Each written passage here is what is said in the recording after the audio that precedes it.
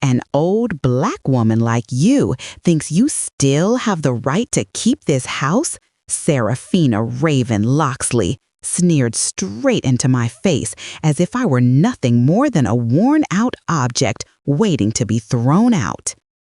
Just seconds later, I discovered the withdrawal slip for $18,000 with a forged signature, and the corner of her mouth curled up, certain I wouldn't dare say a word.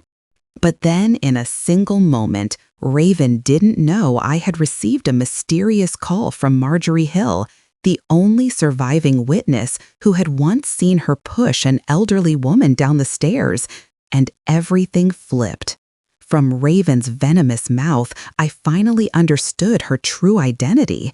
Not a daughter-in-law, not a caregiver, but a predator disguised as an angel, a shadow that handles the elderly using staircases. So if you were me, a mother pushed, robbed, suffocated in her own home, would you stand up and expose the monster, or stay silent and let her push you one more time? If you want to know the punishment Raven ends up facing, comment Serafina Rises and hit follow to catch the next episode before it disappears. I am Serafina Cade, 62 years old, living in the old wooden house that my husband and I spent more than half our lives building together. People often say that when a woman lives long enough under the same roof, every stair, every wooden beam, every window becomes a memory clinging to her skin. But from the day Raven stepped into my life, those memories stopped being a support. They turned into warnings, as if the house itself was whispering to me that everything had changed. I remember clearly the first moment Raven moved her things in. She dragged her suitcase across the doorway, her smile cold as glass. Her black hair tied back, her eyes sharp. To the neighbors, she was polite, friendly, instantly adored.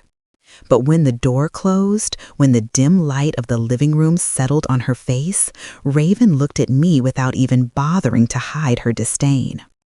The very first thing she said to me when no one else was watching still remains intact in my memory, sharp as a freshly sharpened blade. This house belongs to who are you? Sure, old woman? I froze. Not because I feared her, but because I didn't understand. Why would a girl who had just married my son say something like that? I tried to convince myself it was a misunderstanding. Maybe she was tired from moving. But when she walked past me, her back straight, her eyes cold, I knew it wasn't accidental. She said it because she wanted to test my limits, to see if I dared react. And sadly, I said nothing. The second day, then the third, Raven became more blatant. From her cold eyes to her clipped voice, from disrespectful questions to an invisible layer of control in every step she took. She didn't need to shout or break anything. The way she walked through the house, the way she touched the furniture, the way she glanced at the staircase as if calculating something, all of it made me uneasy to the point that my heart raced every time I heard her footsteps. Darian, my son, wasn't always like this. He used to be the man of the family, steady and kind.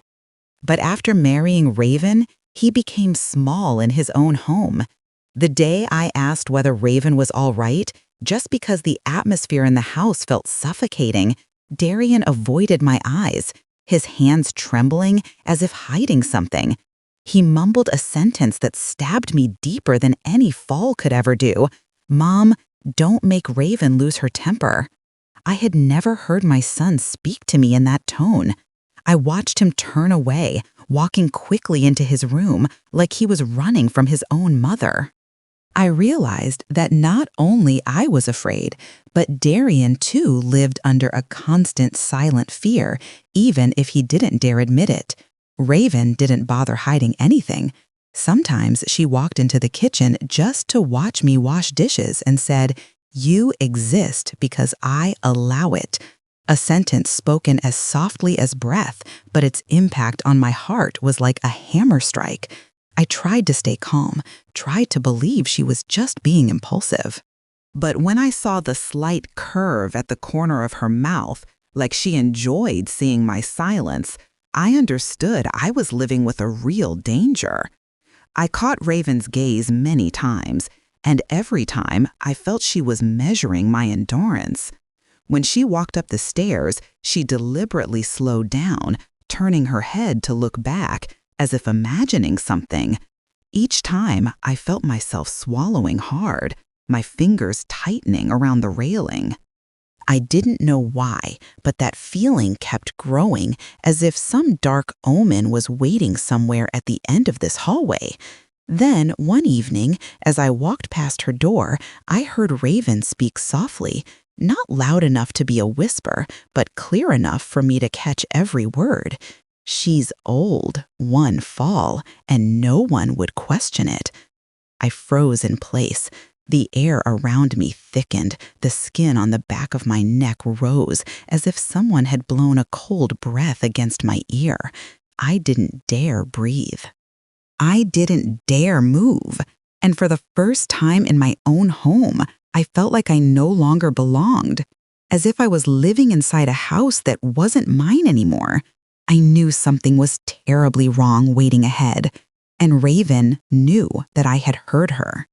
I always thought old age would bring peace, a gentle pause after years of working and sweating. But that morning when I received the message from the bank saying $18,000 had been withdrawn, my heart sank as if someone had squeezed it tight. That number was not just money, it was a lifetime of savings, the night shifts at the hospital, the skipped meals saved for the future. My hands trembled as I opened the envelope the bank sent, looking at the signature at the bottom. It spelled Darian's name, but the strokes were strange, rough, and rushed. My son had never written like that. I held the paper for a long time, as if trying to see through the ink to find the truth. The ticking of the wall clock echoed through the empty kitchen, each click pushing deeper into the hollow space in my chest. I finally called Darian down. He stepped out of his room, his face tensed like someone had just scolded him. I tried to keep my voice steady, though suspicion had already crept into my eyes as I handed him the paper. Darian looked at it, stayed silent, then sighed, his jaw tightening.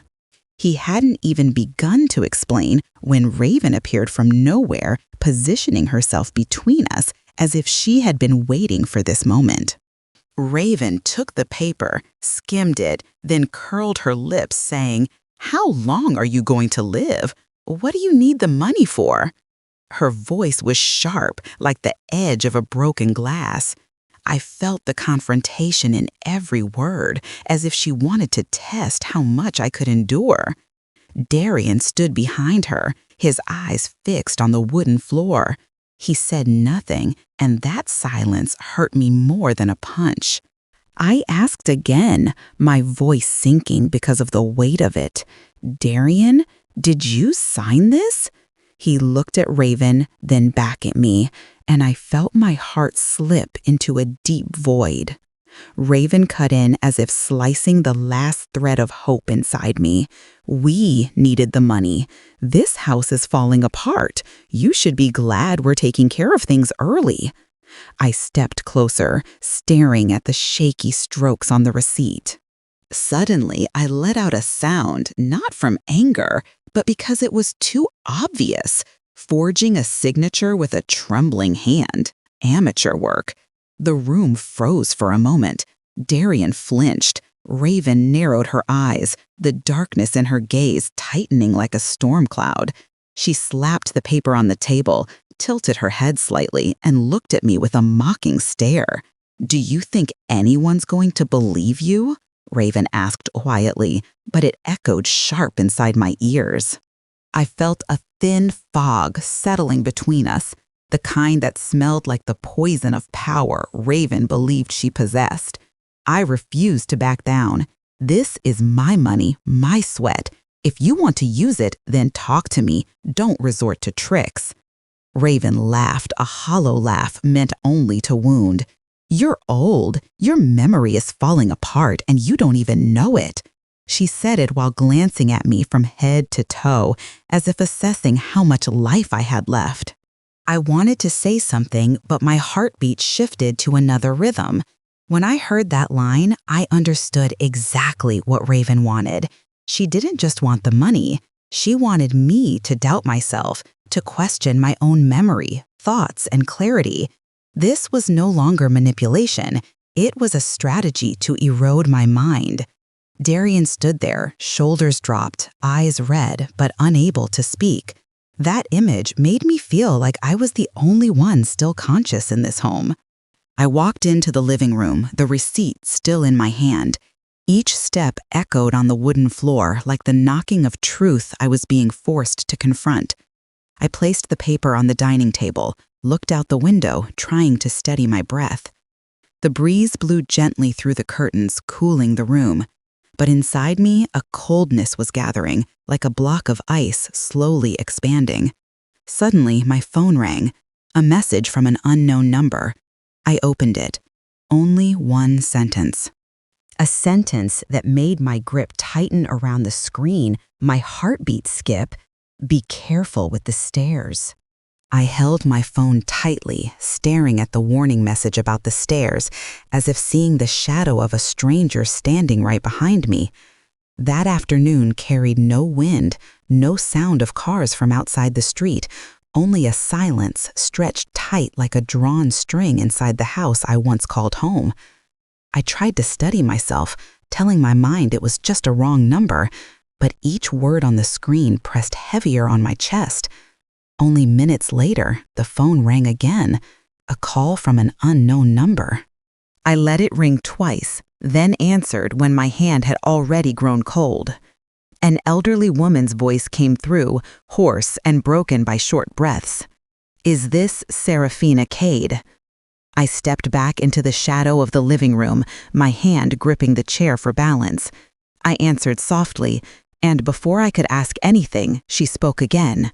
"I'm Marjorie Hill. You need to hear this." Those words made my heart beat harder with each pulse. I had never heard of this woman, yet her voice carried the weight of a truth no one wants to receive. Marjorie began slowly, as if pulling air through a tight chest. "I was at Brookhaven Nursing Home 3 years ago. Your daughter-in-law used to work there." Hearing that made a chill run down my spine. Raven had never mentioned this, even when I asked why she had left her job. Marjorie seemed to sense my heavy silence and continued, her voice trembling. She was standing next to Mrs. So-and-so. Louise, right before she fell. A cold bolt ran along my spine. Mrs. Louise Carter, according to Marjorie, was 74, healthier than most women her age, with no history of slipping or losing balance. She fell at the bottom of a staircase with injuries almost identical to the fall I had nearly suffered. Marjorie spoke softly, but each word hit like a needle, touching my deepest fear. I gripped the edge of the table. "Are you sure?" I asked, my voice raw. She answered without hesitation. "I was there. I saw her. I saw Raven, and I saw her eyes." I asked what those eyes looked like. Marjorie paused, then said, like she knew exactly what was about to happen. My breath stumbled, and the story wasn't over. Marjorie continued, saying that only a day before the accident, Raven had said something that no one ever forgot. "Old people fall all the time. It's normal." The coldness of that sentence hit me in the chest. She said it left a chill in the staff, but no one dared report it because Raven was favored at the home, smart, quick, and skilled at pleasing management. I stood frozen, the phone pressed to my ear, my other hand squeezing the chair until my knuckles turned white. The scattered pieces suddenly fit into a single horrifying picture. I remembered every glance Raven cast at the staircase, every heavy step behind me as I climbed, every sentence that made my skin tighten. I remembered most clearly the night before when she watched me go up a step and said, "This step is slippery, you should be careful." Her tone wasn't friendly. It was that of someone who understood exactly where her prey was weakest. I thanked Marjorie with a fractured voice, promised to keep in touch, then hung up. When the screen went dark, my exhausted, shaken face reflected back at me. I took a few steps around the room, trying to steady my breath, but my legs felt unsteady. The familiar corners of the house suddenly looked different, as if shadows held someone hiding inside them. I walked into the hallway, my gaze instinctively rising toward the staircase, as though it had become a gaping pit. Raven appeared behind me without a sound. She stood close enough that I felt her cold breath graze the back of my neck. I turned, meeting her dark, deep eyes, like staring into the surface of a still, bottomless lake.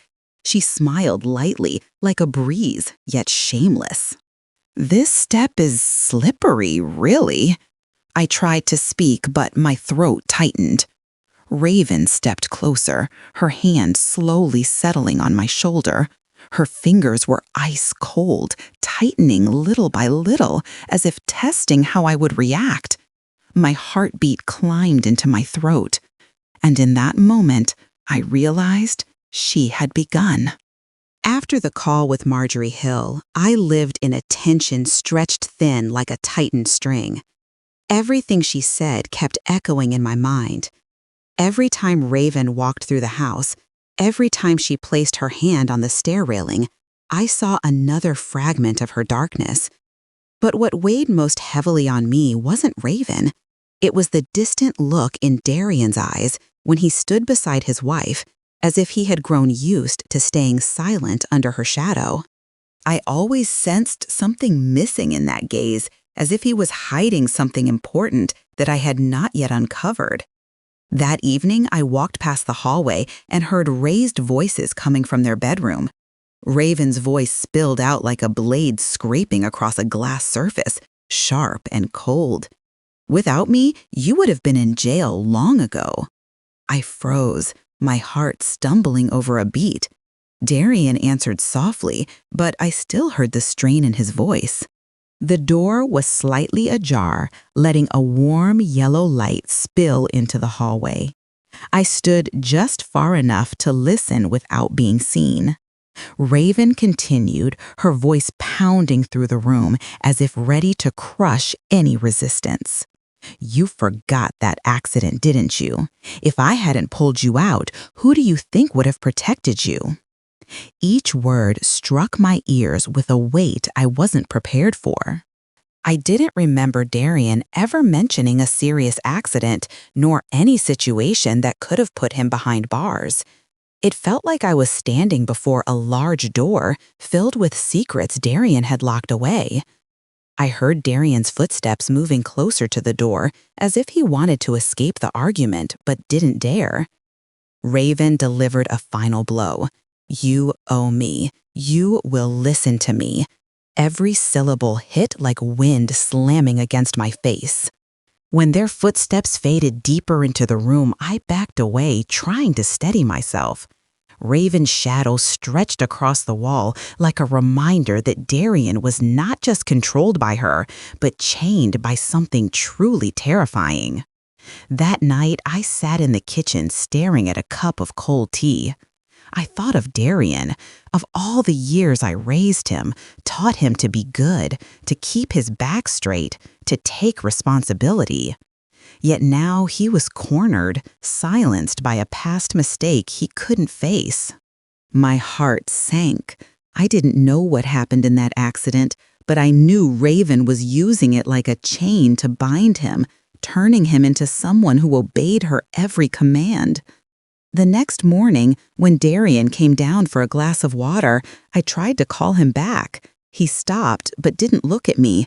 I spoke quietly, just enough for him to hear without Raven noticing upstairs. "You helped her push me into danger, Darian." My voice held no accusation, only a wound.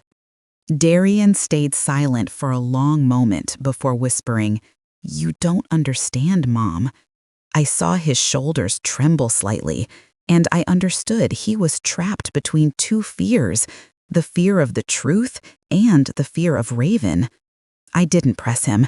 I simply watched him walk away, feeling helplessness cling to my ankles like a silent shadow as he left the room. From that day on, I decided to watch Raven carefully. I began recording the things she said, the lines she tossed out to manipulate Darian or threaten me. I slipped my phone into my pocket whenever I went to the kitchen or passed through the living room, hitting record whenever I felt the air shift inside the house. I knew I was putting myself at risk, but if I didn't do it, I would never uncover the truth. One afternoon, while Darian was at work, I slipped into the small study on the first floor to review the bank documents and the papers Raven had touched. I opened the desk drawer, but what I found wasn't paperwork. I startled when I saw an old employee badge of Raven's. Her name printed in the corner and the word Brookhoven made my hand tremble. I hadn't yet read the line beneath it when hurried footsteps sounded in the hallway. The door swung open. Raven stood there, her eyes sweeping across the room before settling on my hand. "What are you hiding behind your back?" She stepped inside, each step slicing through the air like a blade. I backed up, my heartbeat pounding in my throat. Her gaze shifted from my hand to the half-open drawer. She took another step toward me.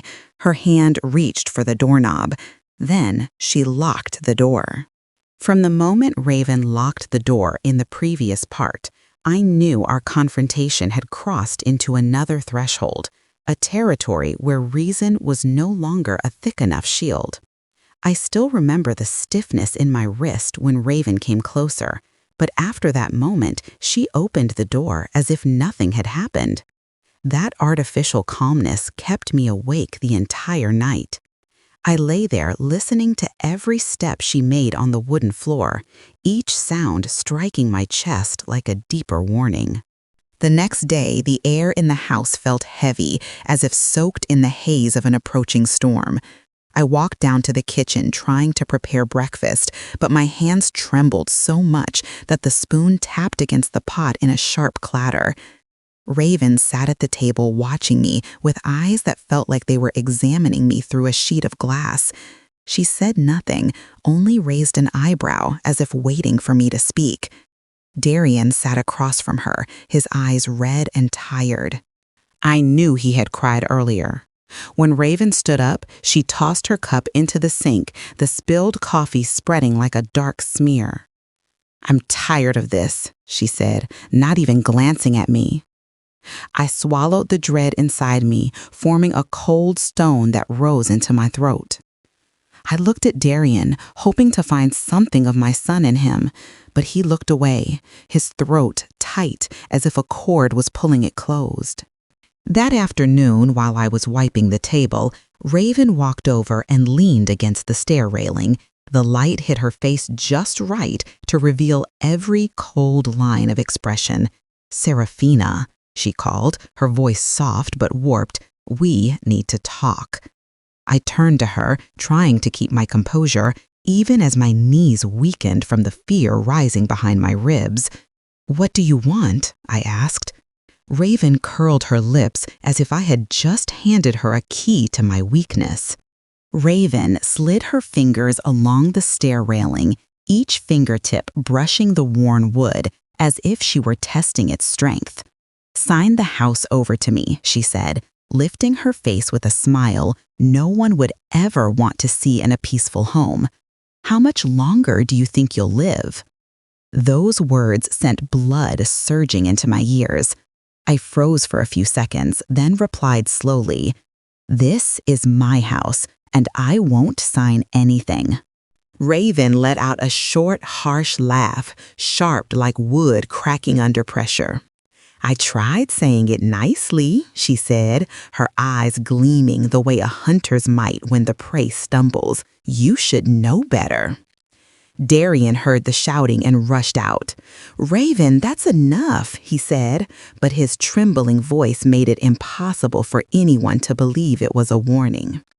Raven turned to him and snapped, "Be quiet. This doesn't concern you." Her voice only made the tension even thicker. Darian stepped a few steps down, trying to hold himself together as he looked at me with an apologetic expression. I stepped back when Raven came closer. The space between us shrank rapidly. "Don't touch me," I said, but my heartbeat pounded so hard I heard it in my head. Raven tilted her head and whispered, "Accidents happen fast." In that instant, I saw a change in her eyes, a shift that confirmed everything my instincts had been screaming about for weeks. Raven raised her hand. I barely had time to react before the force from her shove hit my chest. The floor tilted, light stretched into long streaks. I heard Darian scream from above, "Raven, you killed my mother!" His voice cracked as if something inside him snapped. Another voice followed, sharp like a whip. "Shut up!" She slipped. I rolled down the 5th step, then the 7th, then the 9th. Each time my back hit the wood, a dull thud reverberated through my bones like a hammer strike. The air burst out of my lungs, my vision dimming in waves like someone was pulling curtains over my eyes. I heard Darian running down, his footsteps frantic, mixed with the sound of his gasping breath. My hand reached for something, anything to hold on to, but I kept falling down several more steps. My sight blurred, the world fading, but one final sound reached me, the sound that followed me into darkness. I heard a crack, and then everything went black. The bright white hospital light struck my eyes like a thin blade. I woke up surrounded by the smell of disinfectant, the quick steps of shoes sliding across the cold floor, and a dull ache running along my spine. Every breath felt as if sharp bristles were lodged in my chest. I tried lifting my eyelids, my head spinning, and the first thing I saw was the faded white ceiling above me, accompanied by the steady beeping of the monitor. The pain from the fall was still there, but the pain inside was what frightened me more. The door swung open. A doctor walked in with a nurse, their eyes cautious, like those who had just seen someone escape a fatal accident. He asked me a few questions, checked my pulse, then told me I had been unconscious for nearly 2 hours. His voice was even and professional, but beneath it I sensed a guarded tone when he mentioned the cause of the fall. I took a short breath, my lips dry. When the doctor noted something in the chart, I looked directly into his eyes and said, "I slipped after being pushed." The words rang clearly in the quiet room. The doctor stopped writing. He looked at me for a few seconds longer, as if weighing whether to believe what I said or set it aside because it would be easier. The nurse behind him exhaled softly. I saw the shift in their expressions like a door being nudged open. The doctor didn't say anything else, but the way he closed the chart told me my words had been recorded. And for the first time in weeks, my truth wasn't treated as imagination. About an hour later, after the dizziness subsided, the door opened again. A tall woman stepped in, her hair tied neatly, a folder in her arms. She looked at me with calm yet sharp eyes, the kind held by someone who had witnessed too much injustice to accept easy explanations. She introduced herself as Janet Price, the hospital social worker. "Would you like to tell me what happened?" Janet asked, her voice neither forceful nor passive, but enough for me to know she was someone I could lean on at this moment. I told her everything, from the way Raven looked at the stairs, to how she forged the signature, to what she said to Darian the day before. Janet listened without missing a beat. Sometimes she nodded, sometimes she wrote. When I mentioned the name Raven Locksley, she lifted her head. "I've seen that name before," Janet said. "Raven was once sued for elder abuse." That sentence hit me like a heavy blow. A freezing sensation crawled up my spine, even though the room's heater was on. I looked at Janet, my lips trembling slightly. "You mean someone else was harmed by her?" Janet nodded. "Yes, and not just one person." The pieces began fitting together. My fall wasn't an accident, and the fall of Mrs. Louise Carter, the one Marjorie told me about, wasn't random either. Raven wasn't careless. She had experience, a history, the nature of a predator hiding beneath a pretty face and smooth voice. I inhaled deeply. I saw in Janet's eyes a seriousness I hadn't received from anyone in a long time. I told her everything, leaving nothing out. I spoke about Raven standing behind me on the stairs, about the words accidents happen fast, about how she cornered Darian using the old accident, about her face when she demanded I sign the house over. Every word felt like chipping away layers of stone pressed against my chest. When I reached the moment she pushed me, my voice tightened, but I finished it anyway. When I stay silent, things get worse, I said. If I stay silent, I will die. I choose to live. Janet set her pen down. You did the right thing, and now you're not alone. That sentence was like light slipping through a crack in the door. For the first time in weeks, my fear was acknowledged by someone placed on the table as a truth with weight. Not an illusion, not fading memory as Raven claimed, but a truth seen clearly. But Janet didn't leave. She stood up, stepped closer to my bed. Her voice grew softer, losing the steady tone of a social worker and gaining the weight of something far worse. Serafina, there is something else you need to know. I tilted my head, my heart tightening in my chest as I looked into her eyes. And Janet spoke the sentence that felt like it stopped the blood in my veins. Raven was involved in a death. Janet didn't give an explanation right away. She opened the thick file in her hand and placed it on the metal table beside my bed. The old papers inside seemed to carry the coldness of a years-old secret. I looked at them, my heart skipping uneven beats, sensing that what was about to be revealed would no longer be suspicion, but raw truth, the kind that suffocates anyone who hears it. Janet turned the first page. A photograph appeared. An elderly woman with a gentle face, her eyes marked with tired lines. Mrs. Louise Carter Janet said, the victim at Brookhaven. I felt the blood drain from my skin. That photo wasn't just the face of a stranger.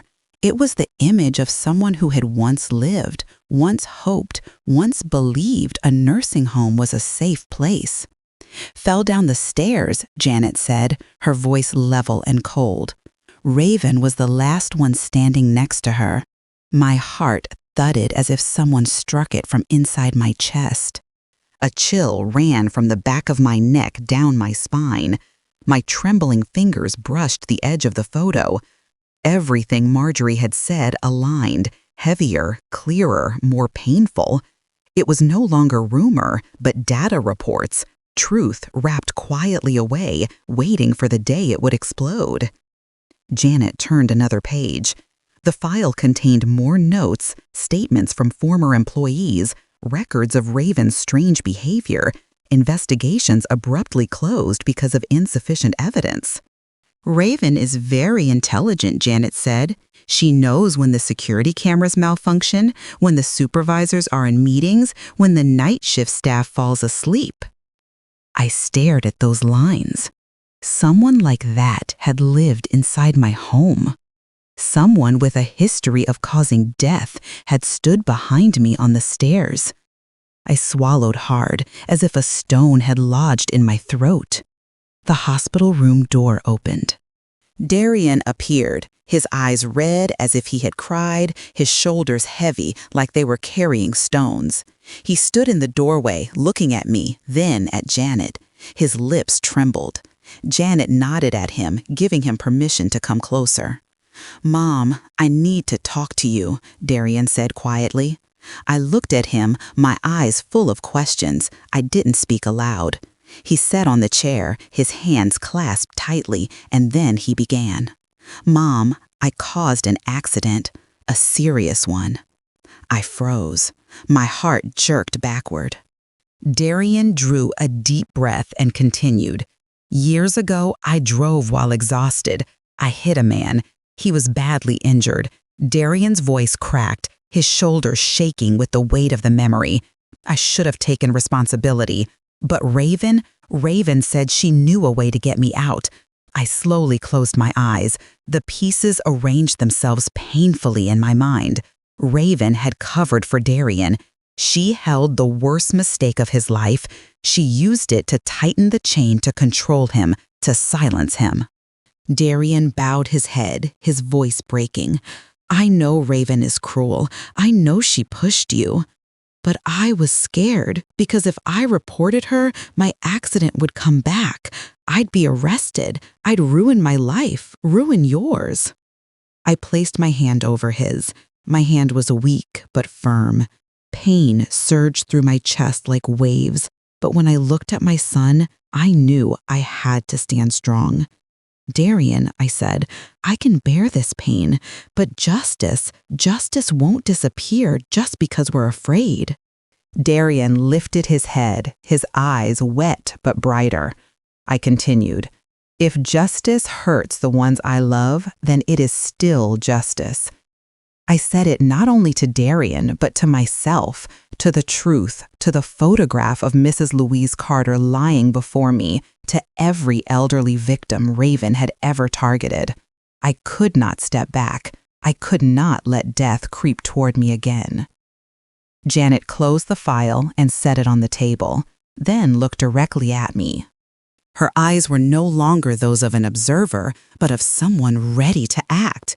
Serafina Janet said, now you know everything. I gripped the blanket tightly, each breath heavier but clearer. For the first time in weeks, I felt as if I was standing on my own feet, even though my body was still on the hospital bed. Janet stepped closer. Her voice softened. Each word weighted like a verdict being delivered. Are you ready to have Raven arrested? I left the hospital in a police car, Janet, sitting beside me, her hand gripping the case file as if holding a flame about to burn away the layers of masks Raven had used to hide her true nature. The road back home was familiar, yet today it carried a heavy darkness, as if every tree shadow and wall corner had witnessed what I endured and waited for the moment everything ended. I stared out the window, my heart trembling yet firm. If I turned my back now, no one would survive that house. When the car stopped in front of my home, the house stood still, but not as the place I once loved. The officer stepped out first, Janet followed, and I walked behind them, each step clearing away the ghosts that had clung to my life for weeks. Inside, Raven stood in the living room as though she had known we would come. Her eyes locked onto mine, her smile curving into a cruel, venomous arc. You're not dead yet. What a disappointment. Raven said, her voice light as air, yet striking my face like a whip. The officer signaled for her to remain silent, but Raven laughed, looking at them as if they were puppets unworthy of her fear. I saw Darian behind her, his face pale, his hands clasped tightly. He looked at me, his eyes filled with torment and dread. Raven turned to him, placing a hand on his shoulder like stamping ownership. Say something, darling. Your mother is making things up. Janet stepped forward, her voice clear and precise. Raven, we have evidence. You pushed Serafina down the stairs, and this isn't the first time. Raven tilted her head. Evidence? Who'd believe an old woman's fading memory? But when Janet opened the file, Raven's gaze faltered for a brief second, a second I did not miss. There are witnesses from Brookhaven, Janet said, eyes locked on Raven. Old lawsuits, internal reports, and recorded threats. You abused the elderly, and you killed. The air in the room thickened. Raven's lips tightened, her eyes shifting from arrogance to alertness, then to hatred. She squeezed Darian's shoulder so hard I saw him flinch. Darian, Janet said, are you choosing to stand with your mother? The entire house fell silent, waiting for his answer. I looked at my son without blaming, without pressuring, letting him see the truth in my eyes. The truth that I was still his mother, the one who held him upright when he first learned to walk, the one who cooked him dinner after his graduation, the one who stayed behind him even when he made mistakes. Raven whispered into his ear, loud enough for me to hear.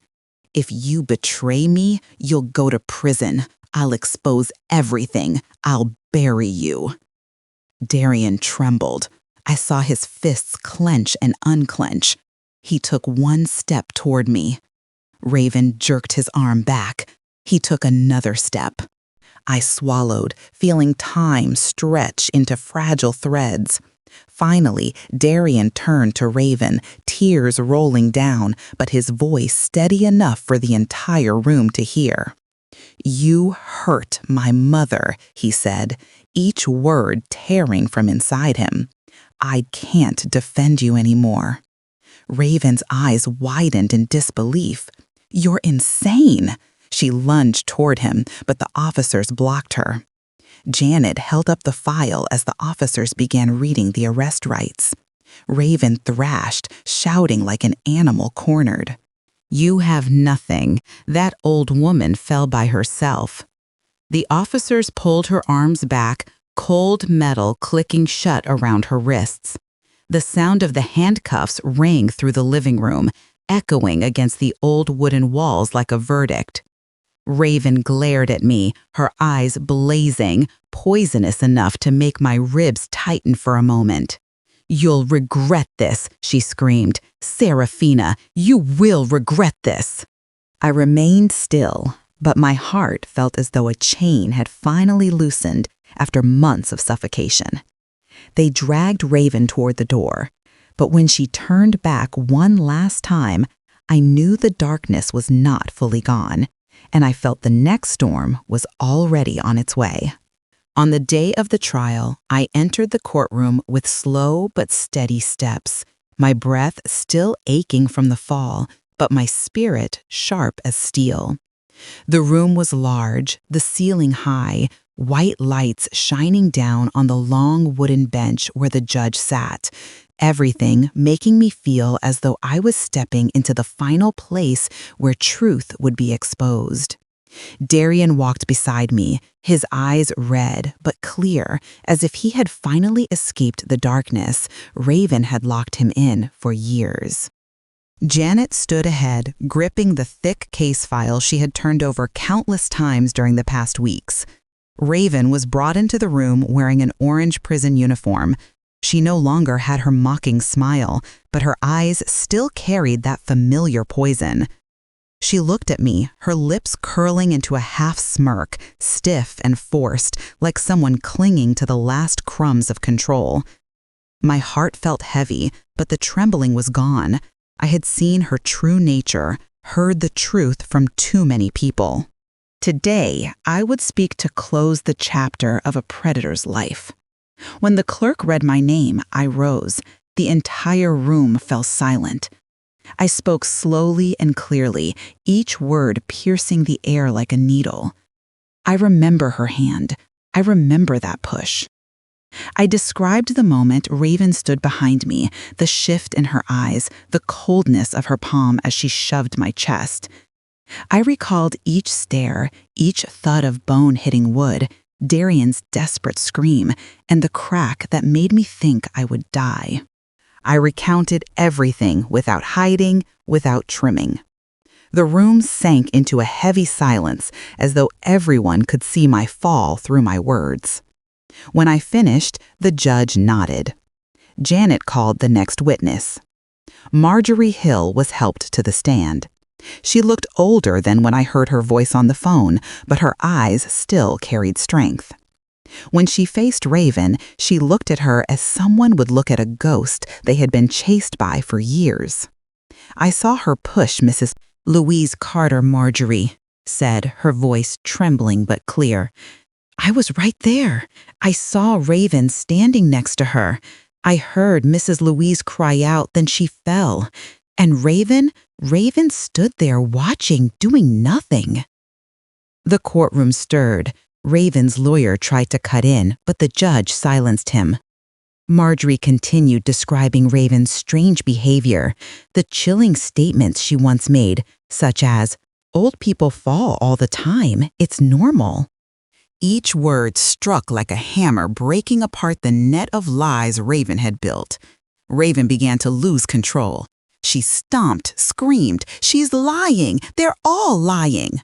But officers held her down, forcing her to stay seated. A former Brookhaven staff member also testified. Internal reports were presented. Janet's recordings were played. And Darian's testimony about Raven's threats was added.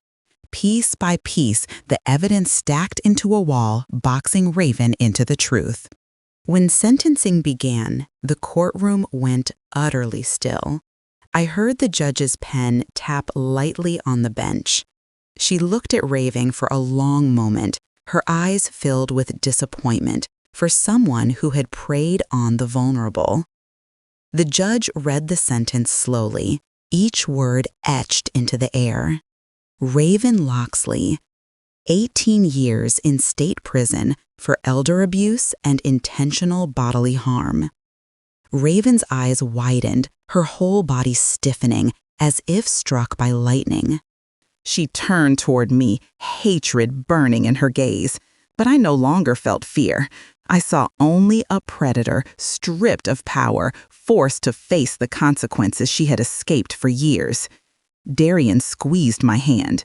I felt him trembling, but it was the tremble of someone freed from chains. He whispered, "Mom, it's over now." But I knew it wasn't fully over. Something heavy still waited to be spoken in this final moment. The judge looked at me. "Serafina, do you have anything you wish to say before we conclude?"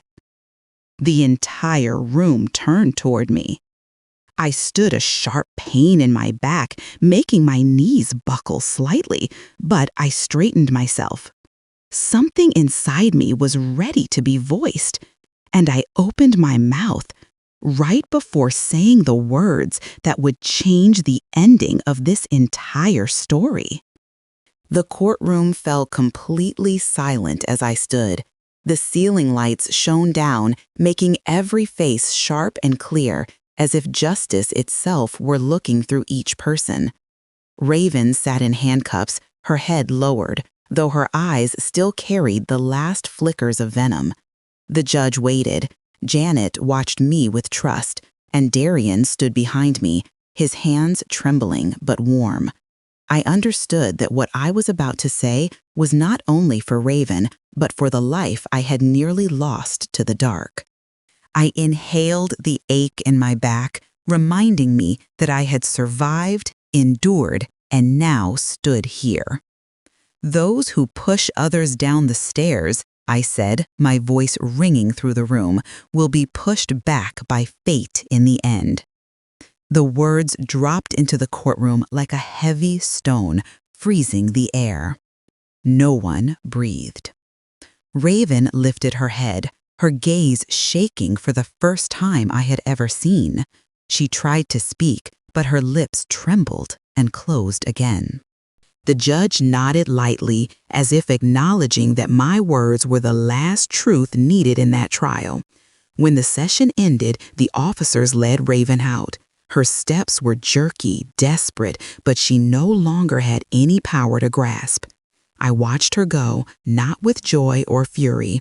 I simply felt a chapter closing. I held Darian's hand, his warmth rising slowly like someone finally pulled out of a pit. He whispered, "Mom, thank you for not giving up on me." I smiled, tired but soft. "You wandered, son, but you came back. That's enough." When I returned home, I stood at the door for a long time. That house had once terrified me, filled with footsteps I dreaded hearing, stairs I feared looking at, and shadows I thought would swallow me. But today, the wind brushed through the porch like the house itself was welcoming me back. I stepped inside lightly but firmly. "I survived," I said aloud, as if confirming it to myself. I am strong enough not to be pushed again. I walked up the stairs, my hand on the railing. The wooden steps that had nearly killed me no longer felt threatening. Inside me, there was a clearing, a bright space untouched by Raven's darkness. Darian helped me clean the house, replace dim bulbs, open the windows wide so sunlight reached every corner. Sometimes he looked at me with guilt in his eyes, but I placed my hand on his shoulder gently. We begin again. 1 week later, Janet called. She told me Raven was under special supervision in prison after causing trouble. I listened without strong reaction. Raven's path through justice no longer belonged to me. That was the law's job. As for me, I had chosen to move forward. I started writing down my story, researching others who had suffered abuse in nursing homes and hospitals. I felt clearly that surviving wasn't meant for silence. I will be the supporting hand, I told Janet when she visited. Not the victim being pushed anymore. I joined a support group for abused elderly victims. The first meetings left my throat tight as I listened to silver-haired people speak about beatings, threats, and invisible hands that destroyed the peace of their final years. I told them my story. They grew quiet, then held my hands. I knew I had chosen the right path. One afternoon, while organizing documents in the living room, I heard a soft knock. I opened the door to find a young woman with fearful eyes holding a photograph. The photo showed Raven in prison, her gaze still poisonous, but now tinged with madness. The girl spoke, her voice trembling. She's threatening other people in there. Can you help me? I looked at the photo, into the familiar eyes. My heart clenched, but no fear rose.